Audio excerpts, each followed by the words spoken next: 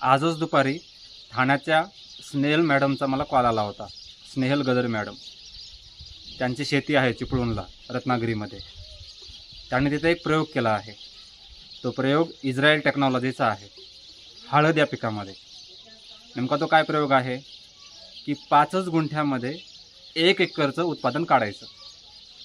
नेमकं कसं, त्यांनी काय केलं की या 5 गुंठ्यामध्ये शेडनेट उभं केलं आहे आणि त्या शेडनेटच्या आतमध्ये त्यांनी रॅक सिस्टमने काही रॅक लावलेले आहेत आणि त्या रॅकच्या आतमध्ये त्यांनी माती टाकलेली आहे आणि त्याच्यामध्ये त्या हळद लागवड केली.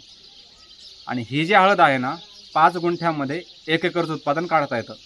तेवढं ते पूर्ण क्षेत्र भरतं त्या रॅकच्या हिशोबाने. त्याने त्याच्यावरती बराच खर्च केला आहे. लाखो रुपये त्या ठिकाणी त्यांनी घातले.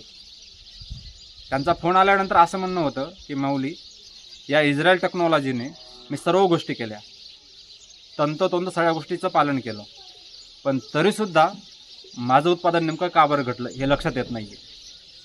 ज्यावेळेला त्यांनी मला हा प्रश्न विचारला त्यावेळेला मी त्यांना काही गोष्टी विचारल्या. त्या विचारल्यानंतर लगेच माझ्या लक्षात आलं की त्यांचं उत्पादन नेमकं कुठं घटलं. त्यांचं उत्पादन नेमकं कुठं घटलं हे सांगण्या अगोदर मला तुम्हाला एक गोष्ट सांगायची आहे जी अत्यंत महत्त्वाची आहे.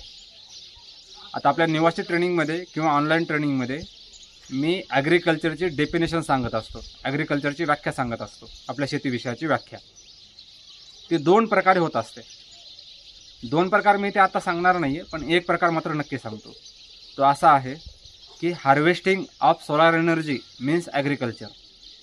काय? Harvesting of solar energy means agriculture. सूर्याचा प्रकाश पिणं, हवा पिणं म्हणजेच शेती. कसं काय बरं? कारण कोणत्याही पिकाचं, कोणत्याही झाडाचं भरणपोषण हे 95% हवेमधून आणि सूर्यप्रकाशामधून होत असतं. हवेमधून होतं म्हणजे नेमकं कोण्या घटकातून होतं? तर कार्बन डायऑक्साईड, हायड्रोजन, ऑक्सिजन आणि सूर्यप्रकाश या 4 गोष्टीमधून कोणत्या पिकाचं 95% भरणपोषण होत असतं. आणि नेमकं ज्यावेळेला आपण ग्रीनहाऊस करतो ना, तर त्या ग्रीनहाऊसमध्ये हवा आतमध्ये येत नाही चांगली, सूर्यप्रकाश पण चांगला आतमध्ये येत नाही आणि ते न आल्यामुळे जे वरून पिकांचं भरणपोषण व्हायला पाहिजे ते होत नाही. मग आपले शेतकरी काय करतात की जमिनीच्या आतमधून मोठ्या प्रमाणामध्ये ड्रीपमधून म्हणा किंवा फर्टिलायझर्स म्हणा खूप जास्त टाकतात, खतं खूप जास्त वापरतात, अन्नद्रव्य खूप जास्त देतात रासायनिकमधले. मग त्याच्यामुळे ते उत्पादन जरा बरोबर होतं. पण जर पिकांचं प्रॉपर भरणपोषण करायचं आहे, पिकं जर निरोगी ठेवायची आहेत, तर त्यांना ऑक्सिजन, हायड्रोजन, कार्बन डायऑक्साईड आणि सूर्यप्रकाश हा अत्यंत महत्त्वाचा असतो. त्याच्याशिवाय उत्पादन जास्त मात्रेमध्ये वाढत नाही. जेवढं व्हायला पाहिजे तेवढं होत नाही, हे लक्षात ठेवा. नेमकं हीच गोष्ट मी बऱ्याच जणांना सांगत असतो, पण त्याचा विश्वास पटत नाही. कारण ज्या सिद्धांत, ज्या गोष्टी आपल्या प्राचीन ग्रंथामध्ये आहेत ना, त्याच्यावर आधारित मी नेहमी बोलत असतो. जोपर्यंत लोक स्वतः अनुभवत नाहीत तोपर्यंत त्यांना विश्वास बसत नाही. नेमकं आता जेव्हा मी स्नेहल गद्रे मॅडमना हीच गोष्ट सांगत होतो त्यावेळेला त्यांनी लगेच त्यांचा अनुभव मला सांगितला. त्या म्हणाल्या की माऊली, एका साईटने खूप मोठं वारं आलं होतं. त्या वाऱ्यामुळं काय झालं की ते शेडनेट आमचं फाटलं, ते ग्रीनहाऊस थोडंसं फाटलं आणि त्याचा जो पडदा होता तो थोडासा उडून गेला. आणि उडून गेल्यानंतर सूर्यप्रकाश आतमध्ये आला, हवा आतमध्ये आली आणि ज्या साईटनं सूर्यप्रकाश आणि हवा आतमध्ये आली होती त्याच साईटने हळदीचं उत्पादन हे खूप चांगलं झालं.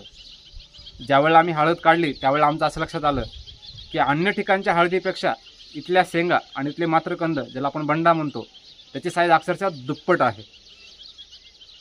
हे त्यांनी अनुभवल्यानंतर त्यांना लक्षात आलं. नाही तर आपले शेतकरी काय करतात की 3-4 डिग्री किंवा 5 डिग्री टेम्परेचर कमी करण्यासाठी आणि हिवाळ्यामध्ये थोडंसं टेम्परेचर मेंटेन करण्यासाठी लाखो रुपयाचा खर्च करून शेडनेट करतात. खूप सारे शेतकरी त्याच्यामध्ये अपयशी होतात. का बरं? कारण बेसिक सिद्धांत त्या गोष्टीमध्ये लागू होत नाही. हां, जर तुम्हाला शेतामध्ये टेम्परेचर कमी करायचं, उन्हाळ्यामध्ये तुम्हाला भाजीपाला घ्यायचं, हिवाळ्यामध्ये टेम्परेचर थोडंसं वाढवायचं आहे, थोडं मेंटेन ठेवायचं हिवाळ्यामध्ये आणि उन्हाळ्यामध्ये कमी करायचं आहे, तर नॅचरल गोष्टीने सुद्धा 4-5 डिग्रीपर्यंत उन्हाळ्यामध्ये टेम्परेचर कमी होऊ शकतं आणि हिवाळ्यात थोडंसं वाढू शकतं. नेमकं कसं? तर त्याविषयी सविस्तर ट्रेनिंगमध्ये आपली चर्चा होत असते निवासी. की ते आता ऑनलाईनमध्ये किंवा व्हिडिओमध्ये सांगणं हे कठीण काम असतं, कारण तो विषय आपला स्टेप बाय स्टेप 4-5 दिवस चालत असतो. सगळ्या शेवटी लोकांना सविस्तर तो विषय समजतो.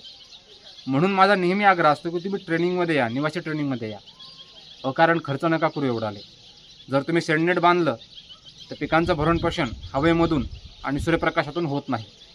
ते न झाल्यामुळे मग तुम्हाला बाहेरून खतं आणावी लागतात, फर्टिलायझर्स आणावी लागतात आणि ती जमिनीमध्ये मोठ्या मात्रेत सोडावी लागतात. तेव्हा मग तुमचं उत्पादन बरोबर होतं, नाही तर उत्पादन घटतं. आणि ह्या सगळ्या प्रोसेसमध्ये होतं काय माहिती आहे का, की जमीन जी आहे ना ती खूप लवकर खराब होते आपली. त्या जमिनीमध्ये मग 4-5 वर्षानंतर काहीच पिकायला लागत नाही. खूप मोठा प्रॉब्लेम तयार होतो. म्हणूनच मी आपल्या सर्व शेतकऱ्यांना नेहमी सांगत असतो की बाबा ट्रेनिंगमध्ये या, ट्रेनिंग करा, निवासी ट्रेनिंग करा, ऑनलाईन ट्रेनिंग करा. का बरं? कारण स्वतःला अपडेट करणं फार गरजेचं असतं. नवीन नवीन गोष्टी शिकत राहणं गरजेचं असतं. जर ॲग्रिकल्चरमध्ये, शेतीमध्ये तुम्ही स्वतःला अपडेट करत नाही राहिले, नवीन नवीन गोष्टी शिकत नाही राहिले, तर तुम्ही मागे पडता, उत्पादन घटत जातं. म्हणून ट्रेनिंग गरजेची आहे, हे लक्षात ठेवा. ट्रेनिंगला या, वेळ काढा. वेळ काढल्यानंतर निघतो. बरेच जण म्हणतात की माऊली खूप घरी कामं असतात, घरी जनावरं असतात, वेळच निघत नाही. नियोजन केलं, वेळ काढायचं ठरवलं तर वेळ निघतो, हे लक्षात ठेवा.